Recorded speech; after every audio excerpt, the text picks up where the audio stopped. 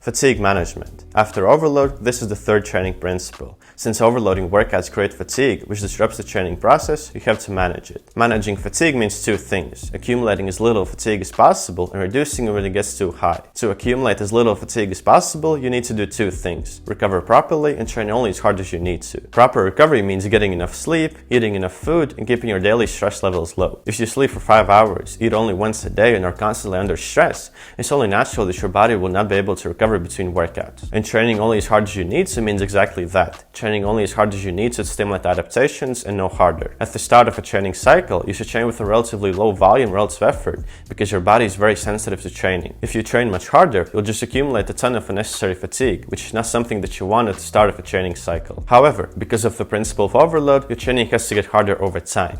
And what comes with harder training? More fatigue. That's fine for a while, but after a couple of weeks, you'll have accumulated so much fatigue that you will no longer be able to train productively. And what does no longer being able to train productively mean? It means no longer being able to repeat your performance from the previous workout for 2 workouts in a row.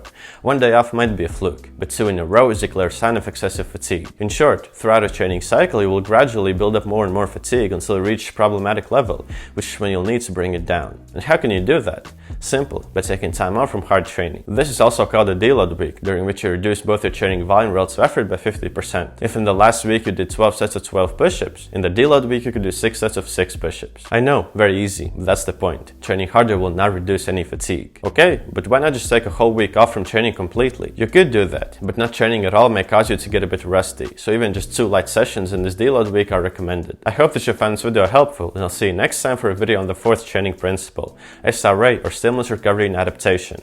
Peace!